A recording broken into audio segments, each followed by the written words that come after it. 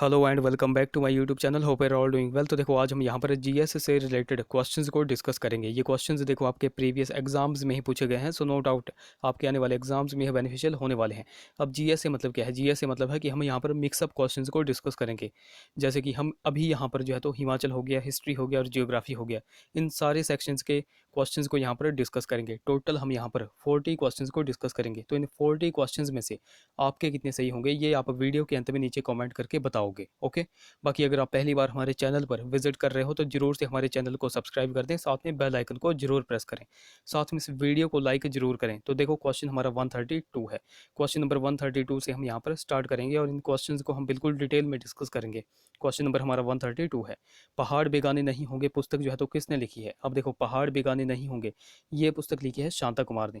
अब देखो शांता कुमार ने बहुत सारी पुस्तकें लिखी है, कौन कौन सी लिखी है? एक तो यही हो गई पहाड़ बेगाने नहीं होंगे, उसके बाद मृग तृष्णा, फिर धरती है बलिदान की, हिमालय पर लाल छाया, लाजो, राजनीति की, शतरंज। तो ये 5-6 पुस्तकें इनकी इंपॉर्टेंट है जो कि अक्सर एग्जाम में पूछी जाती हैं, ये आपको नोट रखनी है। अगला क्वेश्चन, प्राचीन हिमालय पुस्तक के लेखक देखो कौन है? तो प्राचीन हिमालय पुस्तक के लेखक हैं L P Pandey. Option D यहाँ पर देखो करेक्ट हो जाएगा, एल पी पांडे। अब ऑप्शन ए में यहाँ पर देके रखा है ओसी हांडा। अब ओसी हांडा ने कौन सी पुस्तक लिखी है? अब देखो ओसी हांडा ने लिखी है बुद्धिस्ट मोनेस्ट्री इन हिमाचल प्रदेश। एक और इनकी फेमस है पहाड़ी लोक नृत्य। ये दो पुस्तकें आपको इनकी नोट रखनी है। अच्छा, ऑप्शन ई में एम एस रंधावा भी दिया गया है। अब एम एस रंधावा ने कौन कौन सी पुस्तकें लिखी है? तो इन्होंने जो है तो एक तो कांगड़ा पेंटिंग्स, बहुत ही फेमस है कांगड़ा पेंटिंग्स, एक तो ये लिखी है, और दूसरी है travel in the western Himalayas. तो ये दो पुस्तकें इनकी इंपॉर्टेंट है जो कि अक्सर एग्जाम में पूछी जाती हैं। अब ऑप्शन बी में यहाँ पर जो है तो डॉक्टर एस शशि दिया गया है। तो डॉक्टर एस शशि ने कौन सी पुस्तक लिखी है? अगर आपको आता है तो आप नीचे कमेंट करके बता दो। अगला क्वेश्चन देखो, क्वेश्चन हमारा 134 है, ललित काव्यम के रचयिता देखो कौन थे? अब देखो ललित काव्यम के रचयिता कौन थे? तो ये थे कन्हैया लाल शर्मा। ऑप्शन बी यहाँ पर करेक्ट हो जाएगा। अब देखो इनका नाम आपने पहले सुना नहीं होगा, कन्हैया लाल शर्मा जी का। अब देखो कन्हैया लाल शर्मा थे कौन? तो देखो यह जुब्बल रियासत में जो है तो एक दरबारी कवि थे। ये पॉइंट यहाँ से आपको नोट रखना है। कौन थे यह? तो यह जुब्बल रियासत में एक दरबारी कवि थे। ओके। अगला क्वेश्चन देखो, क्वेश्चन हमारा 135 है, पहाड़ी बोलियों का व्याकरण तथा शब्दकोश पुस्तक जो है तो किसने लिखी है? अब देखो पहाड़ी बोलियों का व्याकरण तथा शब्दकोश ये पुस्तक किसने लिखी है? ये लिखी है टीका राम जोशी ने। ऑप्शन ए यहाँ पर देखो बिल्कुल करेक्ट हो जाएगा। अगला क्वेश्चन, निम्नलिखित में से कौन हिमाचल प्रदेश से संबंधित एक प्रसिद्ध अभिनेता, फिल्म अभिनेता थे? तो फिल्म अभिनेता थे मनोहर सिंह। ऑप्शन डी देखो यहाँ पर बिल्कुल करेक्ट हो जाएगा। 136 का ऑप्शन डी करेक्ट। अच्छा, ये इनका संबंध जो है तो किस रियासत से था? किस रियासत हम नहीं कह सकते, किस डिस्ट्रिक्ट से था? तो यह शिमला डिस्ट्रिक्ट से संबंधित थे। ओके। और इन्होंने जो है तो 2 फिल्मों में काम किया था, वह कौन कौन सी हैं? तो एक एक तो हो गई पार्टी और एक हो गई डैडी। ये 2 इनकी मूवीज़ हैं, ये आपको नोट रखनी है। अगला क्वेश्चन देखो, क्वेश्चन हमारा 137 है, पहाड़ी गांधी बाबा कांशी राम का जन्म स्थान जो है तो कहाँ पर है? तो पहाड़ी गांधी बाबा कांशी राम का जन्म स्थान है दारा सिब्बा। ऑप्शन ए यहाँ पर देखो बिल्कुल करेक्ट हो जाएगा। अब पहाड़ी गांधी बाबा कांशी राम से 2-3 क्वेश्चन बनते हैं, वो मैं आपको यहाँ पर बता देता हूँ। सबसे पहला क्वेश्चन बनता है कि बाबा कांशी राम को पहाड़ी गांधी का खिताब जो है तो किसने दिया था? तो ये दिया था जवाहरलाल नेहरू ने। जवाहरलाल नेहरू ने। और दूसरा क्वेश्चन बनता है कि इन्हीं को जो है तो पहाड़ी बुलबुल का भी खिताब दिया गया था। तो ये किन के द्वारा दिया गया था? ये दिया गया था सरोजनी नायडू जी के द्वारा। ओके, ये 2 पॉइंट यहाँ से आपको नोट रखने हैं।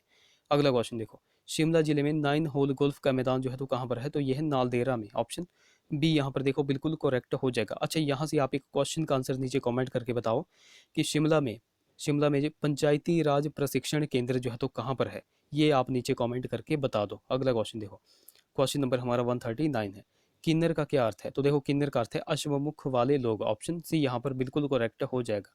अगला क्वेश्चन, हिमाचल की कौन सी भाषा प्राचीन काल में टांकरी लिपि में लिखी जाती थी? तो कौन सी भाषा? चंबियाड़ी भाषा जो है तो टांकरी लिपि में लिखी जाती थी।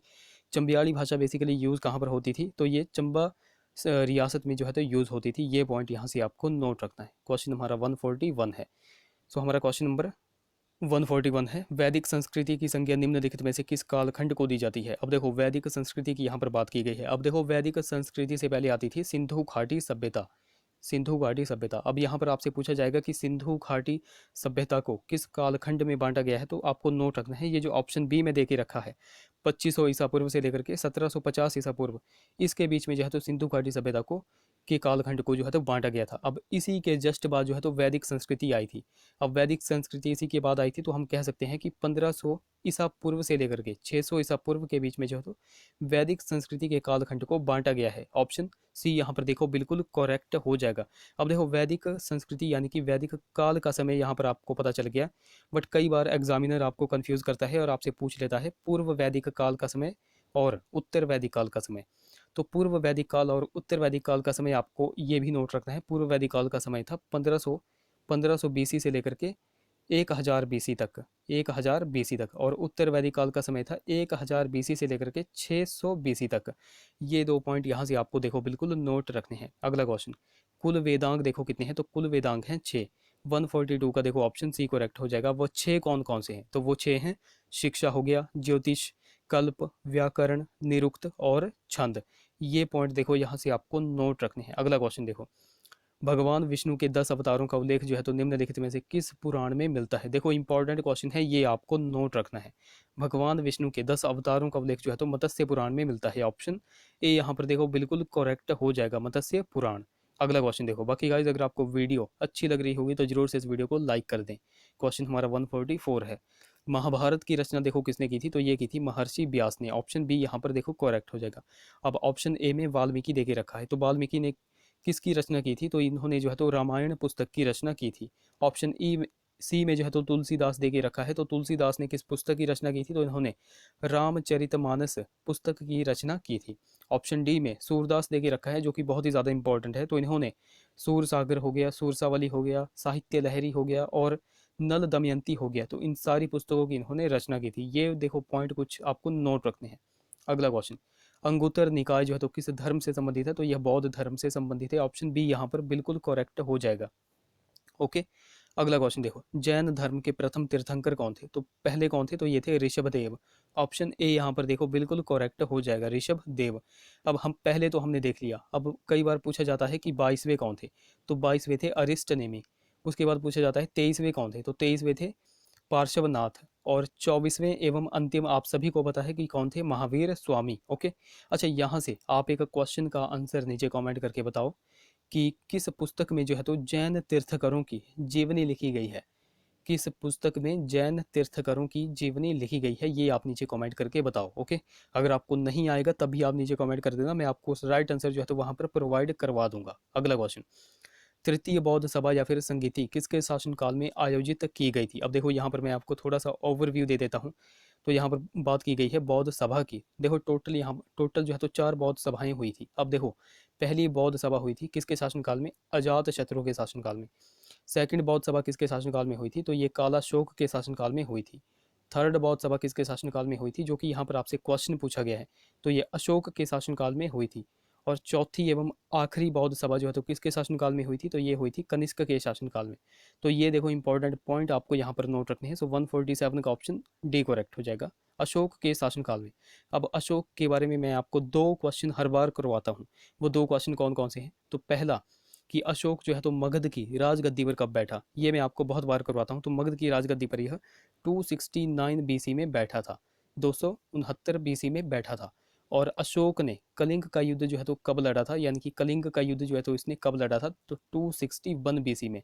ये 2 पॉइंट देखो यहाँ से आपको नोट रखने हैं, इनसे अक्सर एग्जाम में क्वेश्चन बनते हैं। क्वेश्चन हमारा 148 है, चीनी यात्री फाहियान किसके शासनकाल में भारत आए थे, तो ये चंद्रगुप्त द्वितीय के शासनकाल में भारत आए थे। अच्छा, एक और चीनी यात्री थे, वह कौन थे, तो वो कौन से, तो वो थे हेनसांग।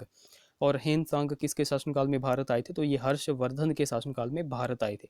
ये इंपॉर्टेंट पॉइंट आपको यहाँ से नोट रखना है। अगला क्वेश्चन, सती प्रथा का सर्वप्रथम प्रमाण जो है तो भारत में कब मिला था, तो देखो सती प्रथा का सर्वप्रथम प्रमाण जो है तो 510 ईस्वी में भारत में मिला था। अब 510 ईस्वी में क्या मिला था, तो देखो भानुगुप्त का एरण अभिलेख, भानुगुप्त का एरण अभिलेख में जो है तो सती प्रथा का सर्वप्रथम प्रमाण जो है तो मिला था। अब भानुगुप्त आप कहोगे तो भानुगुप्त कौन था, तो यह गुप्त वंश का एक राजा था। ओके, इसी राजा के एरण अभिलेख में जो है तो सती प्रथा का सर्वप्रथम प्रमाण जो है तो भारत में मिला है। और कब मिला है, 510 ईस्वी में।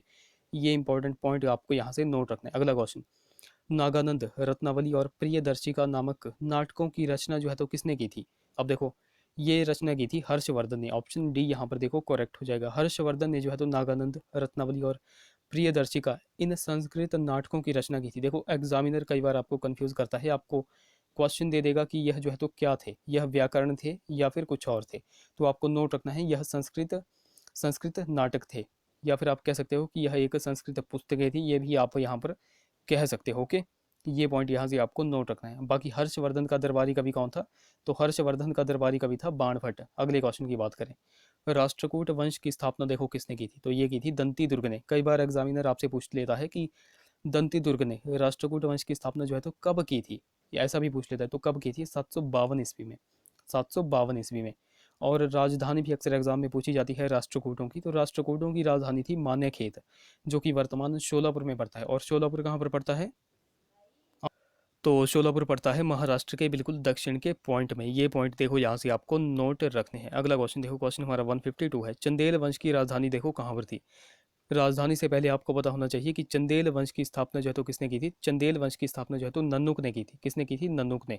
और करी कब थी, तो 831 ईस्वी में जो है तो इसने यह स्थापना की थी। ओके, तो चंदेल वंश की अब राजधानी की अगर बात करें तो चंदेल वंश की राजधानी थी खजुराहो में। ऑप्शन ए यहाँ पर देखो बिल्कुल करेक्ट हो जाएगा, खजुराहो। अब खजुराहो कहाँ पर पड़ता है, तो ये पड़ता है मध्य प्रदेश में, मध्य प्रदेश में।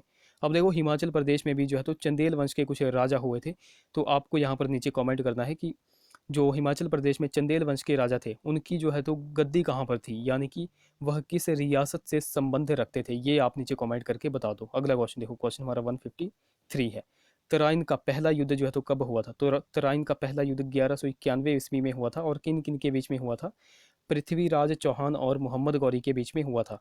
प्रथम तराइन के युद्ध में जो है तो पृथ्वीराज चौहान जीत गए थे, और तराइन का दूसरा युद्ध 1192 में हुआ था, जिसमें पृथ्वीराज चौहान जो है तो हार गए थे। ओके, ये पॉइंट यहाँ से आपको नोट रखना है। बाकी हारे क्यों थे, तो यह धोखे से हार गए थे। ओके, अगला क्वेश्चन देखो, क्वेश्चन हमारा 154 है, अपने विरोधियों की समाप्ति के लिए किस शासक ने लौह एवं रक्त की नीति अपनाई थी, तो ये अपनाई थी बलबन ने। ऑप्शन बी यहाँ पर देखो बिल्कुल करेक्ट हो जाएगा। अगला क्वेश्चन, महाराष्ट्र में भक्ति आंदोलन के प्रमुख संत देखो कौन थे, तो देखो महाराष्ट्र में भक्ति आंदोलन के प्रमुख संत अगर ऑप्शंस के अकॉर्डिंग देखा जाए तो इनमें से ऑप्शन डी यहाँ पर करेक्ट होगा, नामदेव जो थे तो महाराष्ट्र में भक्ति आंदोलन के प्रमुख संत थे।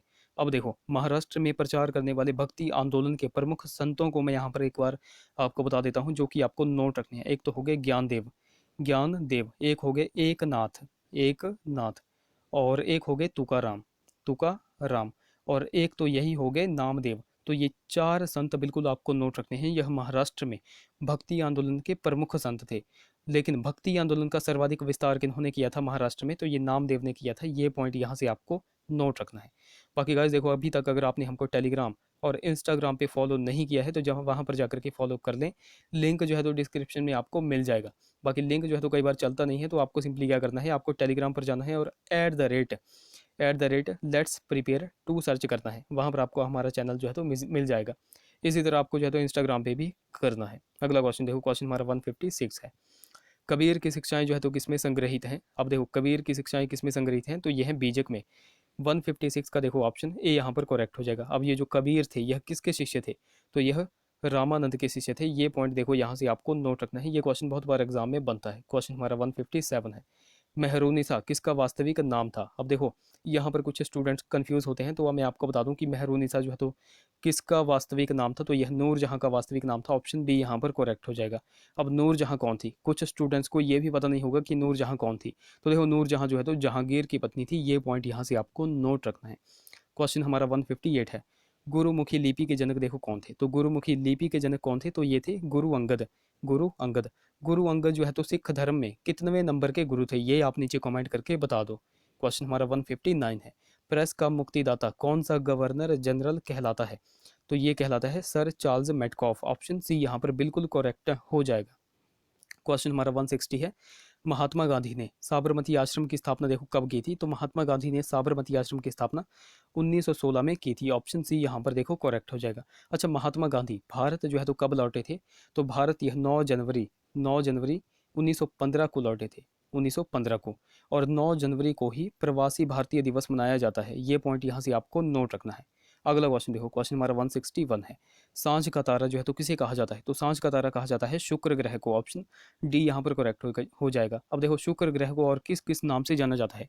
सांझ का तारा इसको कहा जाता है, भोर का तारा इसको कहा जाता है, पृथ्वी का सबसे निकट का ग्रह कौन सा है? तो ये शुक्र है। सबसे गर्म तथा सबसे चमकीला ग्रह कौन सा है? तो ये भी शुक्र है। पृथ्वी की जुड़वा बहन भी इसी को कहा जाता है। तो ये कुछ पॉइंट्स आपको नोट रखने हैं। बाकी एक और पॉइंट जो कि बहुत ही ज़्यादा मोस्ट इंपॉर्टेंट है वो आपको नोट रखना है कि शुक्र ग्रह के पास कोई भी उपग्रह नहीं है। ये पॉइंट देखो, यहाँ से आपको नोट रखना है। अगला क्वेश्चन, पृथ्वी की मानक समय रेखा किस रेखा को कहा जाता है? तो ये 0 डिग्री देशांतर को कहा जाता है। ऑप्शन ए यहाँ पर करेक्ट हो जाएगा। अब ये तो हो गई पूरी पृथ्वी की बात। अगर भारत की बात की जाएगी कि भारत की मानक समय रेखा किसको कहा जाता है, तो भारत की मानक समय रेखा जो है तो 82.5 डिग्री, 82.5 डिग्री पूर्वी देशांतर, जो कि इलाहाबाद यूपी उत्तर प्रदेश के मिर्ज़ापुर से होकर गुजरती है, तो इसको कहा जाता है। ये पॉइंट देखो, यहाँ से आपको नोट रखना है। अगला क्वेश्चन देखो, क्वेश्चन हमारा 163 है। गल्फ स्ट्रीम किस महासागर से संबंधित है? तो ये अटलांटिक महासागर से संबंधित है। ऑप्शन सी यहाँ पर बिल्कुल करेक्ट हो जाएगा। क्वेश्चन हमारा 164 है। विश्व की सबसे लंबी नदी कौन सी है? तो कल ही हमने ये क्वेश्चन डिस्कस किया था, विश्व की सबसे लंबी नदी कौन सी है? तो ये है नील नदी। ऑप्शन ए यहाँ पर करेक्ट हो जाएगा। और हमने एक और चीज़ डिस्कस की थी कि नील नदी जो है तो किन दो नदियों के संगम से बनती है? तो यह ब्लू नील और वाइट नील, इन दो नदियों के संगम से बनती है। और ये नदी निकलती कहाँ से है? तो यह विक्टोरिया झील से निकलती है, जो कि कहाँ पर है? तो वह अफ्रीका महाद्वीप में स्थित है। अगले क्वेश्चन की बात करें, क्वेश्चन हमारा 165 है। सूर्योदय का देश जो है तो किस देश को कहा जाता है? तो ये जापान को कहा जाता है। ऑप्शन बी यहाँ पर बिल्कुल करेक्ट हो जाएगा। क्वेश्चन हमारा 166 है। लंदन किस नदी के किनारे जो है तो स्थित है? अब लंदन है कहाँ पर? तो यह यूनाइटेड किंगडम में स्थित है। अब लंदन जो है तो किस नदी के किनारे है? तो यह टेम्स नदी के किनारे स्थित है। ऑप्शन डी यहाँ पर करेक्ट हो जाएगा। क्वेश्चन हमारा 167 है। भारत की किस देश के साथ सबसे बड़ी अंतर्राष्ट्रीय सीमा है? तो यह बांग्लादेश के साथ सबसे बड़ी अंतर्राष्ट्रीय सीमा है, टोटल 4096 किलोमीटर की। कितनी? 4096 किलोमीटर की। अब बांग्लादेश से मैं आपको दो क्वेश्चन यहाँ पर करवाऊंगा, जो कि मोस्ट इंपॉर्टेंट क्वेश्चन है, हर बार एग्जाम में पूछे जाते हैं। पहला क्वेश्चन यहाँ से बनता है कि तीन ओर से बांग्लादेश से घिरा हुआ भारत का राज्य कौन सा है? तो तीन ओर से बांग्लादेश से भारत का घिरा हुआ राज्य है त्रिपुरा। कौन सा है? त्रिपुरा। दूसरा क्वेश्चन क्या बनता है? दूसरा क्वेश्चन बनता है कौन सा राज्य बांग्लादेश को दो बार टच करता है? तो वो करता है असम। कौन करता है? असम। तो ये दो मोस्ट इंपॉर्टेंट पॉइंट्स आपको यहाँ से नोट रखने हैं। अगला क्वेश्चन, गुलाबी क्रांति जो है तो किससे संबंधित है? तो यह झींगा मछली उत्पादन से संबंधित है। ऑप्शन डी यहाँ पर बिल्कुल करेक्ट हो जाएगा। अगला क्वेश्चन देखो, पन्ना मध्य प्रदेश में मुख्यतः कौन सा खनिज मिलता है? तो यह हीरा मिलता है। पन्ना कहाँ पर पड़ता है? तो यह मध्य प्रदेश में पड़ता है। और मैंने आपको बहुत बार बताया हुआ है कि हीरा बेसिकली जो है तो दो राज्यों में पाया जाता है। एक तो हो गया मध्य प्रदेश, और दूसरा कौन सा हो गया? दूसरा हो गया आंध्र प्रदेश। बेसिकली 98% जो हीरा है वह मध्य प्रदेश से मिलता है, और लगभग 2% आप कह सकते हो यह आंध्र प्रदेश से मिलता है। ओके, ये पॉइंट यहाँ से आपको नोट रखना है। क्वेश्चन हमारा 170 है। इरुला जनजाति किस राज्य से संबंधित है? तो यह तमिलनाडु से संबंधित है। ऑप्शन ए यहाँ पर बिल्कुल करेक्ट हो जाएगा। अगला क्वेश्चन देखो, क्वेश्चन हमारा 171 है। भारत का मैनचेस्टर किसे कहा जाता है? तो भारत का मैनचेस्टर अहमदाबाद को कहा जाता है। अब देखो एग्जामिनर यहाँ पर आपको कैसे कन्फ्यूज करता है। तो एग्जामिनर आपको यहाँ पर क्वेश्चन दे देगा कि उत्तर भारत का मैनचेस्टर किसे कहा जाता है? तो उत्तर भारत अगर बात की जाएगी, उत्तर भारत का मैनचेस्टर जो है तो कानपुर को कहा जाता है। कानपुर कहाँ पर पड़ता है? तो यह यूपी में पड़ता है, उत्तर प्रदेश में पड़ता है। तो ये दो पॉइंट यहाँ से आपको नोट रखने हैं। तो देखो गाइस, ये थे हमारे कुछ क्वेश्चंस है। टोटल हमने यहाँ पर 40 क्वेश्चंस को डिस्कस किया था। तो इन 40 क्वेश्चंस में से आपके कितने सही हुए ये आप नीचे कमेंट करके बता दो। ओके, तो चलिए वीडियो का अंत करते हैं। मिलेंगे अगली वीडियो में। Till then take care.